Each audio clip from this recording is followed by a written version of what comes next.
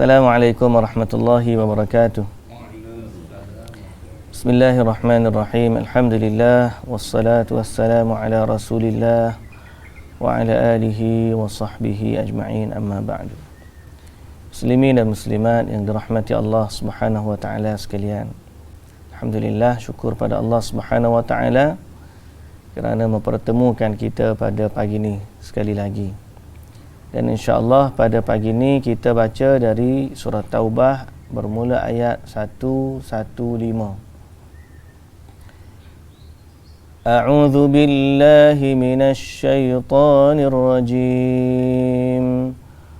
Wa ma kana Allahu liyudilla qauman ba'da idh hadahum hatta yubayyana lahum ma yattaqun.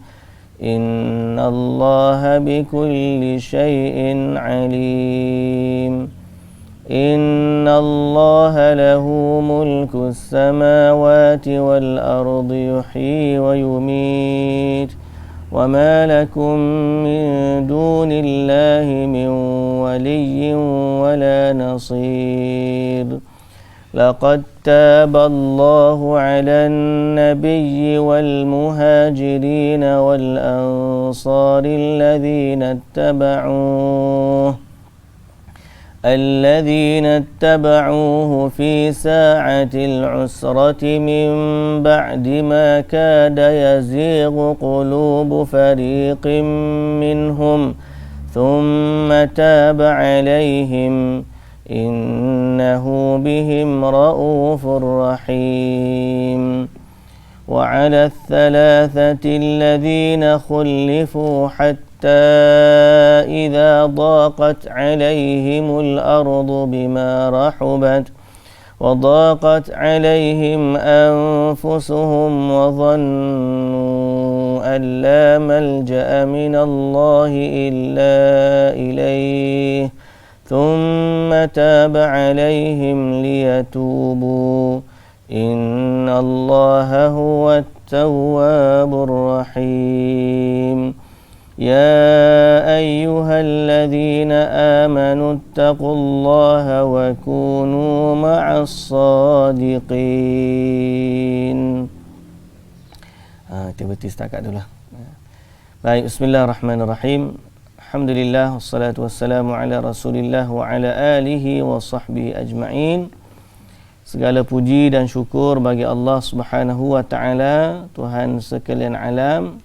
Selawat serta salam atas Nabi kita Muhammad sallallahu alaihi wasallam, juga atas ahli keluarga baginda, para sahabatnya dan para pengikutnya yang setia sehinggalah ke hari kiamat. Alhamdulillah.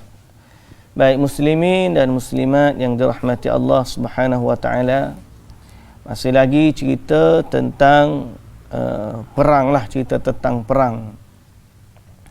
Baik, ayat semalam kita baca ayat semalam ayat 114 tentang istighfar.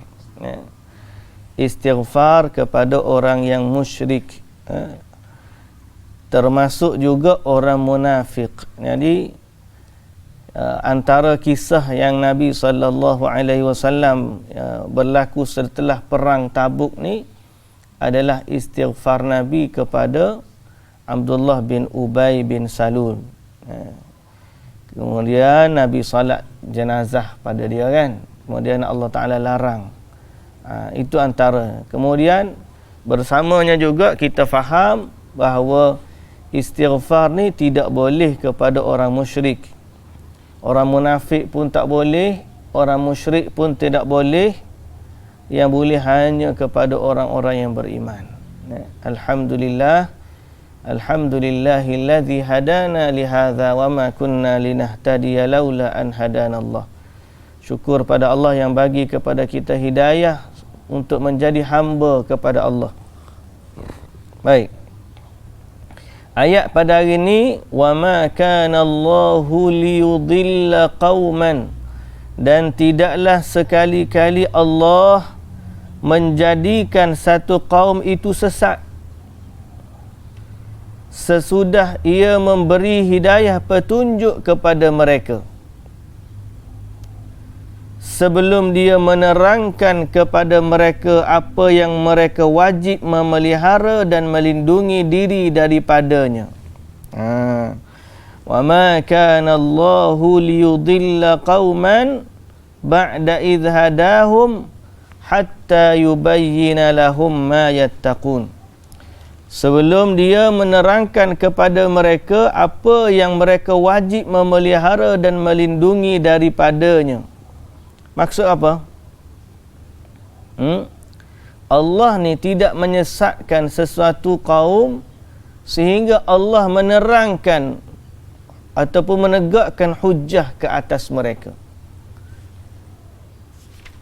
Allah tidak akan mengazab, menghukum, mensesatkan satu kaum sehingga hujah itu ada pada mereka.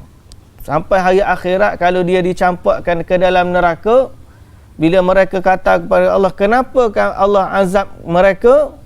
Lalu Allah Ta'ala akan ada hujah bahawa Allah dah hantar dah Rasul, Allah dah turunkan kitab dan seumpama dengannya sebagai hujah bagi manusia. Jadi dalam ayat ni, la mu'akhadhata illa ba'da iqamatil hujjah. Tidak akan ada hukuman dari Allah Azza wa Jalla melainkan setelah tertegaknya hujjah.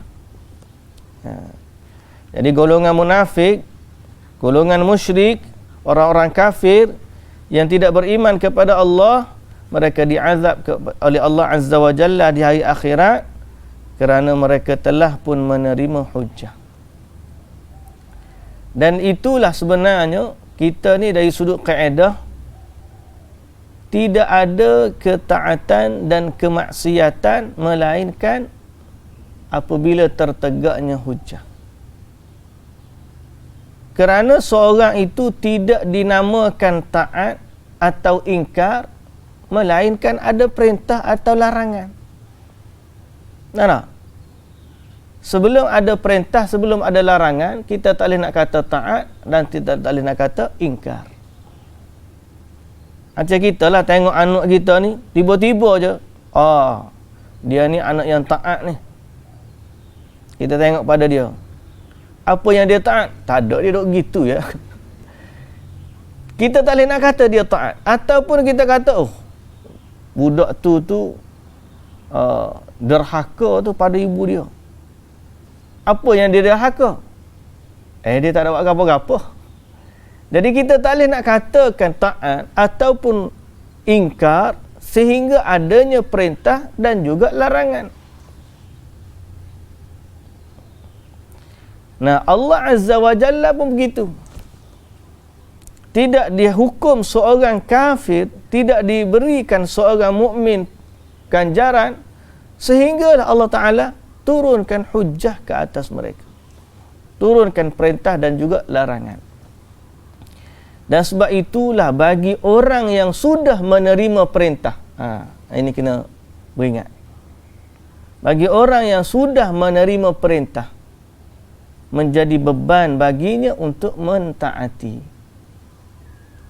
Sebab tu orang yang makin tinggi dia belajar, makin besar tanggungjawab. Betul? Makin tinggi dia belajar, makin besar tanggungjawab. Sebab apa? Sebab dia dah tahu banyak perintah. Sudah dah lah. Kita, orang lain banyak lagi belajar kita. Tapi kita mengaji ni pun berasa, ya Allah, banyak dah kita ni. Orang panggil, nak kata tak terkejar tu. Para sahabat dulu dia belajar sikit, dia buat sikit. Dia belajar sikit, dia buat sikit. 10 ayat kata Abdullah ibn Mas'ud. Kita banyak juga, tak adalah 10 ayat juga, cuma tak seiring. Mudah-mudahan Allah Azza wa Jalla mentaufikkan kita untuk beramal dan mengampunkan kita pada yang kita tak mampu. Tapi nak sebutnya, makin banyak belajar, makin besar tanggungjawab. Kerana apa? Kerana apabila sudah menerima perintah atau larangan, maka dia akan ada padanya maksud ketaatan ataupun kekufuran. Betul tak? Dan bersamanya juga ada hujjah dari Allah. Mana bila ilmu tu dah sampai kat kita, maka ada hujjah dari Allah Azza wa Jalla ke atas kita. Macam mana Rasulullah kebawakan hidup dia. Oh, lagi berat lah. Lagi tinggi lah Rasulullah kan. Dia menerima perintah lagi berat daripada kita. Dia perintah dia ni lagi berat daripada kita. Banyak benda-benda yang Allah Ta'ala wajibkan, ataupun ada beberapa benda yang Allah wajibkan pada Nabi dan tidak pada umat. Nabi nak jaga risalah Allah Akbar, nak sampaikan risalah tu tanggungjawab. Nak amal lagi, nak sampaikan lagi. Lepas tu bukan seterabur nak sampai kalau kita tak sampaikan, ada orang lain boleh tolong, boleh sampaikan. Nabi ni dia seorang je. Kalau Rasulullah SAW tak laksana tanggungjawab, habis lah. Tak nak? Tapi dia adalah pilihan Allah.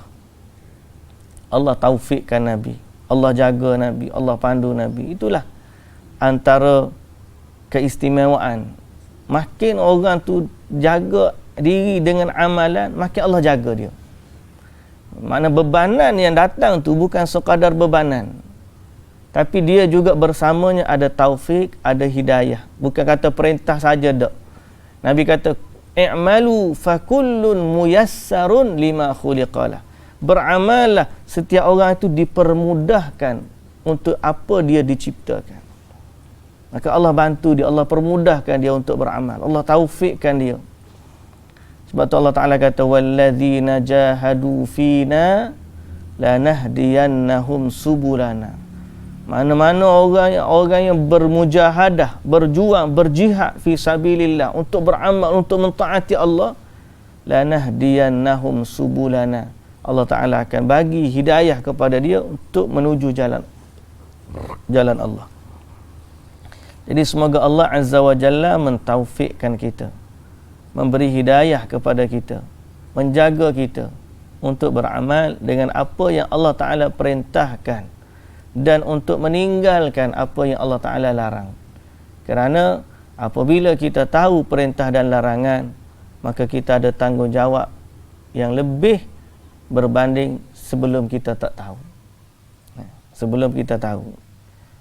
Kalau kita pun kata, kalau gitu Ustaz, untung orang tak mengaji lah. Dia untung orang tak mengaji tu lain. Untung orang tak mengaji tak ada makna, tak ada. Dia ginilah, bila pergi kerja kena marah ke bos. Makin kita buat kerja, sama ada bos sayang ataupun bos marah. Kalau buat larang, kalau taat pada perintah bos, bos sayang. Kalau taat ingkar perintah bos, kena marah dah. Dia kata kalau gitu baik tak kerja ke? Ya ke gitu? Baik tak kerja. Tak kerja susah pula. Tak? Tak ada langsung. Jadi begitulah. Kalau orang tu dia kata baik tak mengaji, maknanya nak masuk syurga tahap mana? Asal masuk syurga tak pedah, tak. Orang mengaji dia lagi tinggi kedudukan dia, dengan ilmunya, dengan amalnya lagi tinggi kedudukan. Jadi begitu. Orang mengaji ni, orang belajar memang tinggi tanggungjawab, tapi bersamanya ganjaran yang sangat besar. Man salaka tariqan yaltamisu fihi ilman sahalallahu lahu bihi tariqan ilal jannah. Siapa yang jalan mencari ilmu, yaltamisu fihi ilman, maka Allah Ta'ala mempermudahkan baginya jalan menuju syurga. Jadi ada untung ni. Risikonya ada. Risikonya apa? Bila dah belajar, maka beramallah. Tidaklah kata berat sangat, cuma dipermudahkan bagi orang yang diberi taufik oleh Allah Azza wa Jalla. Mintalah hidayah. Orang munafik dia ngaji, dia tahu, tapi bila sampai bab iman dan amal, tak ada. Baik, muslimin dan muslimat yang dirahmati Allah. Inna Allah lahu mulkus samawati wal ardi yuhyi wa yumit. Sesungguhnya Allah jualah yang menguasai langit dan bumi. Dan dia menghidupkan dan dia mematikan. Wa ma lakum min dunillahi min waliyyin wala nasir. Dan tiadalah bagi kamu selain dari Allah sesiapa pun yang menjadi pelindung dan juga yang menjadi penolong. Ayat ini berkata Ibnu Jarir At-Tabari adalah ayat yang memberikan galakan kepada orang-orang beriman waktu mereka nak pergi perang. Bahawa langit dan bumi ni milik Allah. Hidup dan mati pun milik Allah. Pergilah perang. Taatlah perintah Allah. Yang mematikan kamu tu Allah. Yang menghidupkan kamu juga Allah. Langit dan bumi ni semuanya milik Allah. Mana pergilah perang. Jangan bimbang, jangan takut. Kalau andai kata kamu terbunuh, bererti ajal kamu sudah sampai. Tak mati di medan perang pun, mati juga tempat lain. Man lam yamut bi sayfin mata bi ghairihi tanawwa'atil asbabu wal mautu wahidu. Kata penyair, syair kata, siapa yang tak mati dengan pedang, dia akan mati juga dengan benda lain. Kalau dah nama ajal, siapa yang tak mati dengan pedang, mati juga dengan benda lain. Tanawwa'atil asbab. Yang bermacam-macam tu adalah sebab. Wal mautu wahidu. Dan mati itu satu, tetap satu. Jadi kalau tak mati dengan pedang, mati dengan lain. Tak mati dengan aksiden, mati dengan tak mati. Macam-macam cara tu asbab saja. Ajalnya sudah pun ditetapkan oleh Allah Subhanahu wa taala. Ada orang kata mati dia sebab Covid. Tak ajal dia. Ya. Kalau tidak kerana Covid pun dia akan mati dengan sebab lain. Pasal tu ajal. Jadi qadar Allah, kita kena beriman bahawa semua yang berlaku ni ada takdir dari Allah Azza wa Jalla. Ada asbab. Kita tak tahu. Dan kenapa dalam ramai-ramai orang dalam satu rumah tu, seorang tu yang kena, orang lain tak kena. Kenapa dalam ramai-ramai kena tu, satu rumah kena, ada 2-3 orang yang stage 4 dengan 5, orang lain stage 1. Daripada 4 dengan 5, ada hak masuk tu, kemudian ada seorang sahabat saya lah, sahabat kepada ayah saya, guru kepada kakak saya, kira guru jugalah saya. Guru saya jugalah, Ustaz Zainuddin di Kelantan. Dia dengan isteri dia. Dua-dua masa musim kena Covid tu, dua-dua suami isteri duduk ICU. Pakai oksigen. Waktu dia pergi, waktu dia duduk, suami isteri duduk, anak-anak duduk tinggal rumah. Anak duduk rumah, mak dengan ayah duduk ICU. Lepas tu adalah seorang kawan dia ni, ustaz juga, Ustaz Zamri tak silap saya. Dia pergi hantar makanan untuk anak-anak dia tu. Baik sungguh orangnya, masya-Allah. Tapi qadar Allah, takdir, bila hak ni keluar, 2 orang, dia pula kena. Dan dia kena tu tak ada lama meninggal. Inna lillahi wa inna ilaihi raji'un. Yang hantar makanan tu, tak tahulah dia dapat kontak daripada mana lah, bukan kontak dari rumah tu, sebab dia satu sekolah tu, Allah Ta'ala alam lah daripada mana. Cuma nak sebutnya, itulah dia namanya ajal. Orang ni kena suami isteri duduk dalam ICU, tiba-tiba Allah Ta'ala selamatkan mereka. Pasal apa? Sebab dia bukan ajal. Orang ni pula jangan hantar makanan, kena beberapa hari je meninggal. Tu satu kes lah, hak rapat dengan saya ceritalah, hak lain kita kata banyak lagi. Maknanya apa? Innallaha lahu mulkus samawati wal ardh. Langit dan bumi ni milik Allah. Yuhyi wa yumit. Dia menghidupkan, dia mematikan.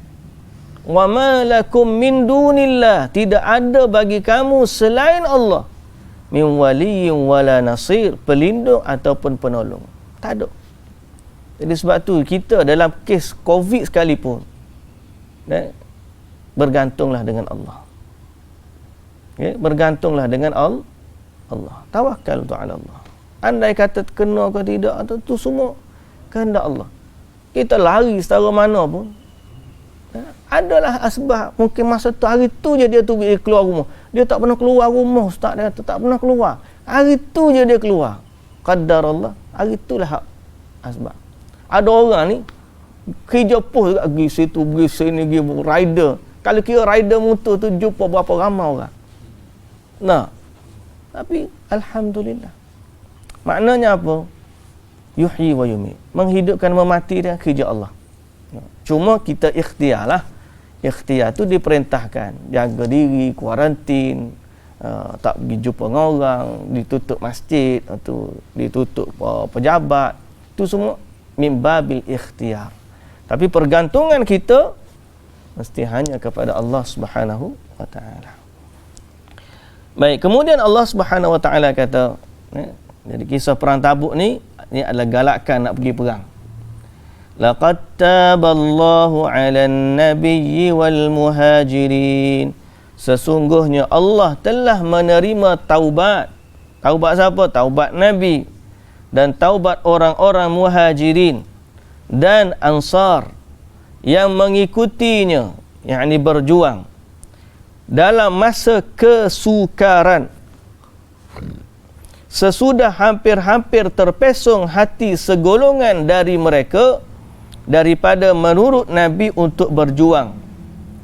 Kemudian Allah menerima taubat mereka. Sesungguhnya Allah amat belas lagi maha mengasihani terhadap mereka. Baik, ayat ni turun memang tentang cerita perang Tabuk lah. Semua ayat-ayat kita baca ni cerita perang Tabuk. Ayat-ayat yang antara ayat-ayat kira bahagian akhir jugalah, sebab perang Tabuk ni berlaku pada tahun 9 Hijrah. Berlaku pada tahun 9 Hijrah. Jadi ayat ni menunjukkan situasi yang berlaku dalam perang Tabuk, di mana Allah Ta'ala sebut, laqad taballahu 'alan nabiyyi wal muhajirin wal ansar. Allah Ta'ala menerima taubat Nabi, muhajirin dan ansar, alladzina taba'uhu, yang mengikuti dia, yakni muhajirin ansar yang mengikuti Nabi, fi sa'atil usrah, dalam waktu kesukaran.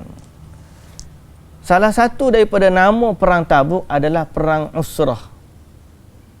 Perang usrah. Usrah ni maknanya perang yang sukar. Ajaibnya perang sukar, tapi dia tak berlaku peperangan. Nah, kisah perang Tabuk ni macam mana? Kisah perang Tabuk ni, bila Nabi SAW nak diizinkan oleh Allah Azza wa Jalla untuk meluaskan empire dia kan? Kemudian Nabi SAW nak pergi perang dengan Rom. Masa tu Rom ni, Syam dikuasai oleh Rom. Rom ni Kristian lah. Kalau Parsi ni Majusi. Jadi Syam dikuasai oleh Rom. Rom antara kuasa terbesar pada zaman tersebut. Bila Nabi SAW diperintahkan nak pergi memerangi Rom, Allah Ta'ala turunkan ayat supaya semua pergi tak terkecuali. Infiru khifafan wa thiqalan wajahidu bi amwalikum wa anfusikum. Pergilah kamu, turunlah, sama ada kamu senang ke, kamu susah ke, berat ke ringan, pergi dan berjihadlah dengan nyawa dan harta kamu. Maka Nabi suruh semua pergi. Semua pergi, melainkan beberapa orang yang lemah yang kita sebutkan sebelum daripada ni. Maka berkumpullah 30,000 tentera. 30,000. Kalau sebelum ni 1,000. Paling ramai Hunain 10,000. Ni tentera peperang Tabuk 30,000. Bayang 30,000 tentera Islam buat kelengkapan dalam masa musim yang panas, musim yang susah, tak ada makanan. Kemudian oleh kerana jumlah mereka ramai, sampai tunggangan pun tak cukup. Naik unta, kalau musim panas, bekalan yang terhad, perjalanan pula jauh, merentasi padang pasir, sampai tengah jalan, putus bekalan makanan. Ada yang sampai semelih unta dia untuk dapatkan air daripada badan unta minum. Untuk minum air. Sampai bila dah semelih unta, tak ada tunggangan, kongsi unta naik. 2 orang naik satu unta. Ada yang bergilir naik. Pasal unta tak cukup. Kemudian sampai satu tahap bekalan makanan pun dah habis. Air habis dah awak, habis, makanan pun habis. Sampai mereka cadang pada Rasulullah, kita sembelih lagi unta, makan daging dia pula. Sayyidina Umar radhiyallahu anhu kata, dia bagi cadangan pada Nabi, jangan sembelih unta. Kalau sembelih unta, habis. Perjalanan kita jauh, nak pergi balik ni kita sangat perlu kepada unta. Habis tu nak buat macam mana? Kumpulkan mana-mana makanan hak ada. Sisa-sisa makanan hak ada, kumpul. Bila kumpul, lepas tu mereka minta pada Nabi SAW doa supaya Allah berkati makanan. Kemudian mereka diberkati pada makanan mereka sehingga tidaklah habis. Tapi masa tu memang kurang makanan. Kemudian dalam bak air pula Nabi SAW kata, masa tengah perjalanan mereka minta pada Nabi doa, Allah Ta'ala turunkan hujan. Turunkan hujan, dapatlah isi bekas-bekas air mereka. Lepas tu sambung perjalanan. Dalam keadaan tu pun masih lagi susah. Sehingga Nabi SAW kata kepada mereka, kamu akan tiba di satu tempat yang ada mata air. Mata air Tabuk nama dia. Mata air tu nama mata air Tabuk. Kat mata air dekat Tabuk tu, kemudian bila kamu sampai di situ, jangan buat apa-apa. Tunggu aku sampai dulu. Kemudian Nabi SAW sampai dekat mata air tersebut. Nabi pegang air tu, Nabi ambil, kemudian Nabi doakan. Kemudian Nabi cuah balik dekat mata air tersebut. Air mata air tu pun keluar membuak-buak. Akhirnya barulah orang boleh minum. Tapi kisah perjalanan mereka, 30,000 tentera ni nak jaga 30,000, bekalan makanan tak cukup, bekalan minuman tak cukup, kenderaan tak cukup. Sebab itulah memang hampir-hampir mereka ni terpesa tak nak pergi perang. Ni ayat ni. Laqad taballahu 'alan nabiyyi wal muhajirin wal ansar alladzina tabauhu fi sa'atil usrah, yang ikut Nabi waktu susah. Maka ada yaziru qulubu fariqin minhum, sesudah hampir-hampir terpesong hati segolongan dari mereka yang menurut Nabi untuk berjuang. Dan nak ikut Nabi ni tiba-tiba susah hati kat. Allahu Akbar. Hampir-hampir mereka putus asa daripada nak pergi dengan Nabi.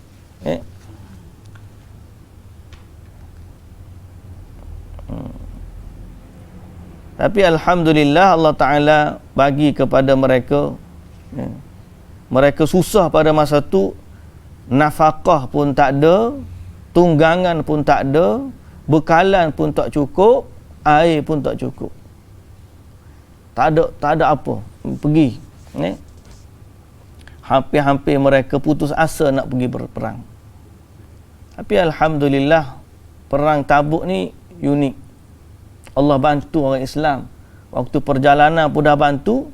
Sampai di Tabuk, tempat yang dijanjikan nak perang tu, pertembungan antara dua kuasa besar masa tu, Allah Ta'ala campakkan rasa takut dalam hati orang-orang Rom. Sedang pada masa tu jumlah mereka lebih ramai daripada jumlah orang Islam. Ada 40,000 tak silap. 40,000 tentera Rom. Tapi bila Nabi tunggu situ 10 hari Nabi duduk di Tabuk. dekat tempat hak Nabi duduk tu. Kemudian tak mari. Allah Ta'ala campakkan rasa takut dalam hati orang Rom sehingga mereka tak datang. Mereka dah keluar daripada tempat, tapi waktu tempat pertembungan tu mereka tak datang. Akhir sekali lepas 10 hari Nabi SAW pun kira isytihar kemenangan, dan Nabi dapat buat perjanjian dengan kabilah-kabilah yang ada di sekitar, kemudian meluaskan. Ada orang yang selama ni tunduk kepada Rom jadi tunduk kepada Nabi SAW, dan kemudian Nabi balik dengan kemenangan yang besar. Kemenangan tapi tidak berlaku pertempuran ataupun pertumpahan darah. Akhirnya Rom mengaku kalah dengan gitu je. Dia mengaku kalah. Bukan tak pergi dia turun dah sampai setempat tu dia tak keluar untuk berperang. Jadi perang Tabuk tu istimewa.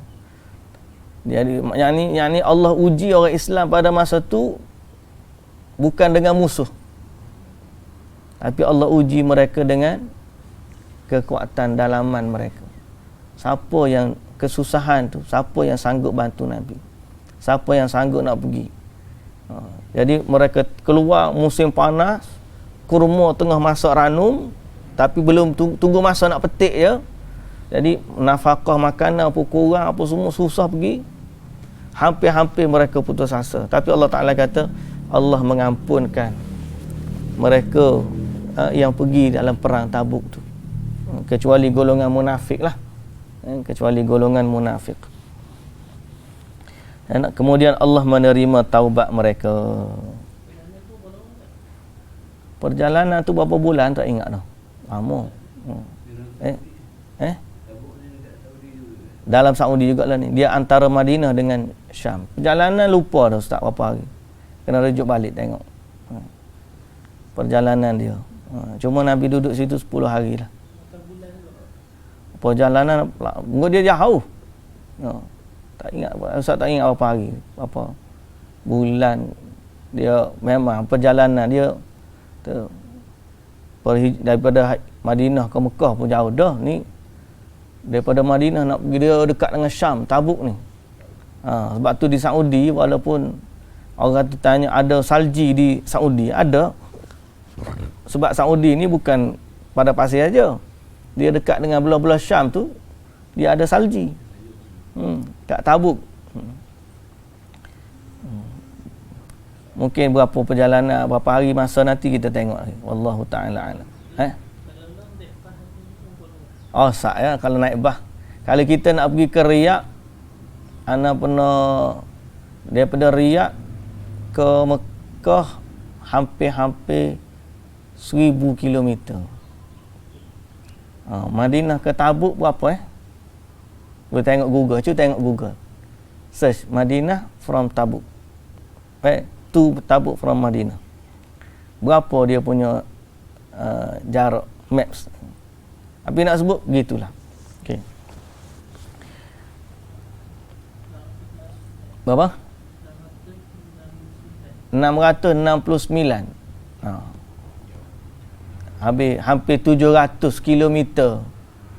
700 kilometer ni perjalanan naik unta lalu padang pasir. Bukan kata kita kalau naik kereta. Saya ingat naik kereta gitu pun daripada Riyadh pergi ke Mekah hampir kat 1000 lah. 800 ke 900 gitulah dengan kawan saya. Naik kereta tu Allahu Akbar. Siapa mengantuk-ngantuk urut minum air, energy drink lah apa semua, turun exercise. Kita tak biasa jalan jauh paling-paling lalu 10 jam naik kereta balik Kelantan pun. Berhenti-berhenti tak? Ni pada pasir lagi, air tak ada lagi, susah lagi. Allahu Akbar. Baik, kemudian Allah Subhanahu wa taala sebut dalam ayat yang seterusnya, wa 'ala ats-tsalatsati alladhina khulifu hatta idza daqat Dan Allah pula menerima taubat 3 orang yang ditangguhkan penerimaan taubat mereka. Hatta idza daqat, sehingga apabila bumi ni menjadi sempit. Bumi yang luas ni menjadi sempit kepada mereka. Wa daqat alaihim anfusuhum, dan hati mereka pun menjadi sempit kerana menanggung duka cita. Wa dhannu alla malja'a minallah, dan mereka sangka tidak ada tempat yang perlindungan, tidak ada tempat untuk lari dari kemurkaan Allah illa ilaih, kecuali kembali bertaubat kepadanya. Dan mereka yakin tidak ada tempat yang selamat dari azab Allah melainkan dengan kembali kepada Allah. Ini ayat kita sebut dulu. Tidak ada tempat yang paling selamat daripada, yang boleh menyelamatkan kita dari azab Allah melainkan di sisi Allah. Fafirru ilallah, maka larilah kepada Allah. Dalam ayat ini Allah Ta'ala kata alla malja'a minallahi illa ilaih, tidak ada tempat perlindungan dari azab Allah melainkan kembali bertaubat kepada Allah. Thumma taba alaihim liyatubu, kemudian Allah pun menerima taubat mereka supaya mereka kekal bertaubat. Innallaha huwat tawwabur rahim, sesungguhnya Allah dialah penerima taubat lagi maha mengasihani. Ayat ni bila turun, ayat yang menggembirakan seluruh penduduk Madinah. Sebab apa? Sebab ayat ni menyatakan taubat mereka yang di pulau tu diterima oleh Allah. Sebab mereka ni bukan golongan yang ada keuzuran, bukan golongan munafik, bukan golongan yang ikat diri mereka di masjid. Kalau Abu Lubabah ikat diri di masjid, Allah Ta'ala ampunkan mereka. 3 orang ni, ada 3 orang dia tak ikat diri di masjid. Waktu Nabi mula-mula balik, dia ni mula-mula nak bagi alasan kepada Nabi. Tapi bila sampai depan Nabi, dia fikir-fikir, kalau dia bagi alasan pun tipu, Allah bagi tahu Nabi. Jadi dia pun mengaku bahawa dia tidak ada alasan untuk pergi, melainkan dia ketinggalan disebabkan sifat dia berlengah-lengah dan juga sayang kepada kebun-kebun mereka. Jadi kisah mereka ni salah satunya masyhur Ka'ab bin Malik. Ka'ab bin Malik. Cuma cerita ni panjang. Kena kita start cerita esok kita cerita Ka'ab bin Malik ni, kita cerita besok. Macam mana kisah mereka bermula daripada dia tak pergi sampai Nabi balik, sampai dia taubat, diterima. Tapi nak ayat ni adalah ayat yang menggembirakan orang-orang Islam seluruhnya, bukan dia saja, bukan 3 orang ni saja. Semua orang Islam bergembira dengan taubat yang diterima oleh Allah Subhanahu Wa Taala. Ni, dan mereka rasa sempit masa itu dunia ni. Sampai peringkat datang surat daripada Rom. Yang musuh tak ada nak perang, Rom kata kalau Muhammad tak nak, kamu datanglah, kami akan baru kalah perang Rom. Pandai pula ajak. Tapi nak sebutnya ini kisah besar, menjadi simbol kepada taubat dan keampunan Allah. Kita akan baca esok lagi insya-Allah. Hari ni kita berhenti awal dah lah. Wallahu ta'ala alam. Subhanakallahumma wa bihamdika asyhadu an la ilaha illa anta astaghfiruka wa atubu ilaik. aqulu qawli hadha wa astaghfirullahal azim li wa lakum. Wassalamu alaikum warahmatullahi wabarakatuh.